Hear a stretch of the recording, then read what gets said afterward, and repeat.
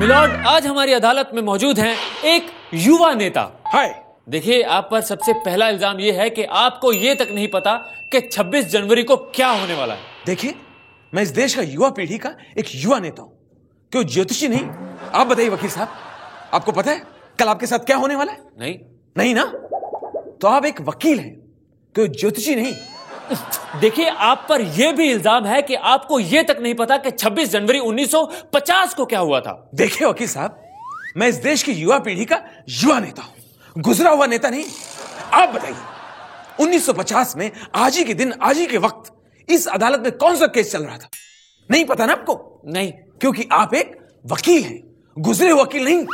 देखिए, आप पर यह भी इल्जाम है कि जब भी कोई बुजुर्ग नेता आपके पास आता है, आप कुर्सी छोड़कर खड़े तक नहीं होते, आप उनका अपमान करते हैं। ऐसा क्यों? मैं क्यों खड़ा हूं? आपको क्यों लगता है कि मुझे खड़ा होना चाहिए? कितनी मुश्किल से मुझे कुर्सी मिली है। अगर मैं खड़ा हो गया, वो बुढ़ा अगर अचानक कुर्सी में बैठ गया तो उसको तो हिलाना मुश्किल हो जाएगा। देखिए, आप पर यह भी इल्जाम है कि आप असेंबली में भी खड़े नहीं होते। भाई, मैं एक नेता हूं, मैं बच्चे के स्कूल के असेंबली में क्यों खड़ा हूं? आखिर हमारा भी कोई स्टैंडर्ड है। मैं एक नेता हूं, कमाल करते हैं आप।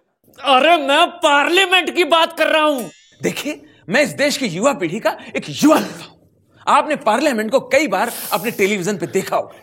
वहां हर नेता बैठा होता है और पार्लियामेंट बैठती है, खड़ी नहीं होती।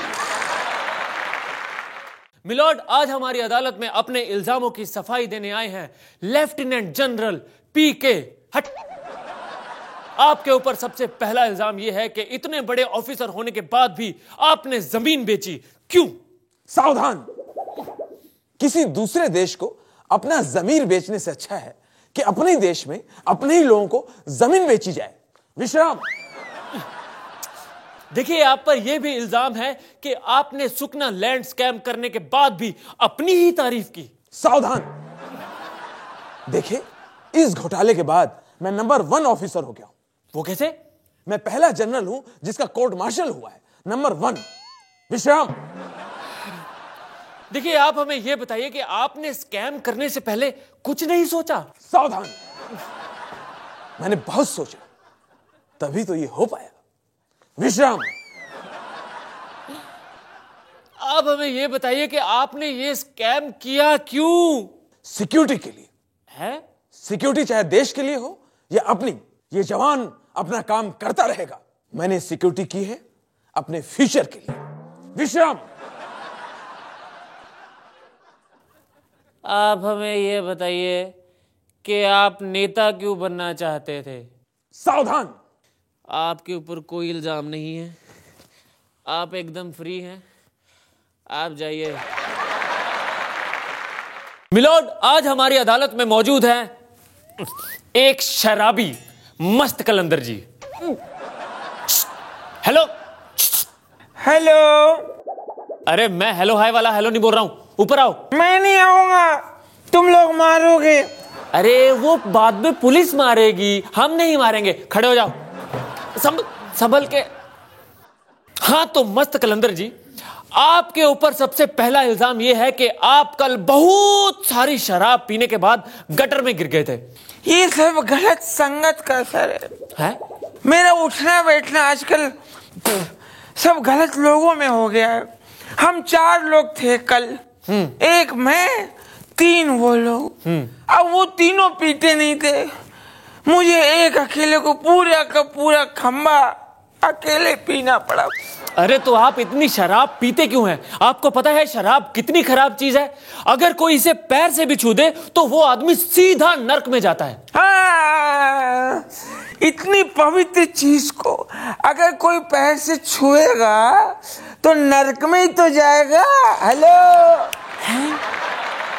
मिलॉर्ड, आज हमारी अदालत में मौजूद है एक लवर बॉय।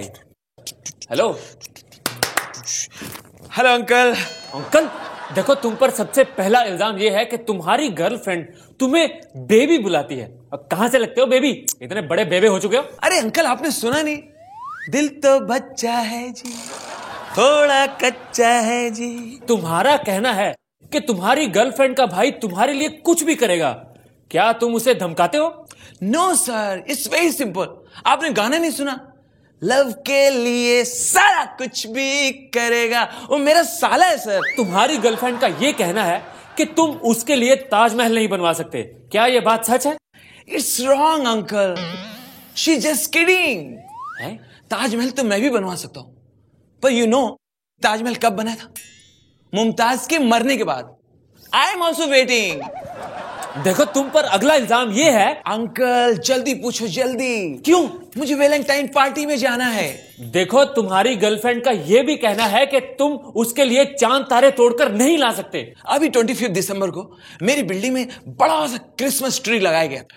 मैं रात को 3 बजे गया, उस ट्री से सारे तारे तोड़ लाया और मैंने गर्लफ्रेंड को भेज भी दिया। She just kidding. तुम्हें देखकर मुझे लगता है कि तुम्हारी प्रेम कहानी कभी भी इतिहास के पन्नों में नहीं लिखी जाएगी। अंकल यू आर रॉन्ग, मेरी प्रेम कहानी ऑलरेडी लिखी जा चुकी है। या जब से मेरी प्रेम कहानी चल रही है उसके बाद कॉलेज में मैंने जितने भी एग्जाम दिए हैं उन सब में मैंने प्रेम कहानी लिखी है। अंकल आपने मेरा टाइम खराब किया ना, now you only help me out. क्या? बताओ बताओ। अंकल आज वैलेंटाइन है ना, मेरी तरफ से फ्लावर घर जाकर लवलीना को दे दीजिएगा। कोई बात नहीं, दे दूंगा। Happy Valentine day. मिलोड, आज हमारी अदालत में मौजूद है पहली बार एक भिखारी। शीला की जवानी, शीला की जवानी। एक मिनट।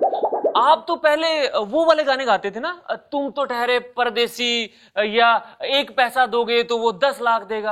अरे बाबा वो सब गाने में आजकल कोई इसमें थूकता भी नहीं है, तो टेम के साथ मेरे को गाना बदलना पड़ता है। शीला की जवानी। ओके।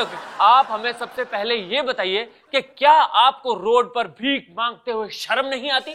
बहुत शर्म आता है साहब, क्योंकि मेरे पास भीख मांगने के लिए ऑफिस नहीं है। देखिए आप पर यह भी इल्जाम है कि आपके पास पहले एक कटोरा होता था, लेकिन अब आप 2-2 कटोरे लेके भीख मांगते हैं, ऐसा क्यों? मेरा धंधा बढ़ गया है, इसके लिए ब्रांच ऑफिस खोल दिए। देखिए आप पर यह भी इल्जाम है कि भिखारी होते हुए भी आपके पास 2-2 गर्लफ्रेंड्स हैं। ऐसा मत बोलो साहब, बल्कि गर्लफ्रेंड्स ने मेरे को भिखारी बनाया है। तो सैड मैन। अभी अल्लाह के नाम पे 5 रुपया दो, अल्लाह के नाम पे 5 रुपया दो। 5 रुपए किस लिए? रोड पे तो तुम 1 रुपया मांगते हो। अरे बाबा उधर की बात अलग है, तूने इधर बुला के मेरा कितना टाइम खोटी किया है, इसका पैसा अलग से लगेगा।